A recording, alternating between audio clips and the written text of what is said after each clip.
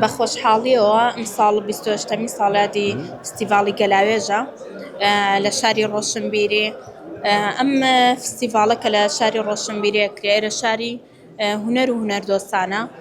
بە خۆشحاڵیەوە هەر هەموویان هەرچی هونەرمەند و ئەدەبنووسان و ئەکتەر و فیلمسازان هەیە لێرە بەشدارن. ڕێچکەیەکی زۆر باشە کە بۆ ئاشنابوونی کورد بە وڵاتانی دەرەوە. بە دڵنیاییەوە تا ڕادەیەکی زۆر من خۆم دیزاینەری جلوبەرگم. چەندین کەس کە لەم فستیڤاڵە بەشدار بوون لەگەڵمان بە دیزاین و ئەو جلوبەرگانە و بەشدارن کەم دیزاینم کردووە. جلوبەرگەکانی جلی کوردی فۆلکلۆری کوردی سلێمانیە، جلی کوردی ڕەسەنە کە بە خۆشحاڵی و زۆربەی زۆریان بەشدار بوون.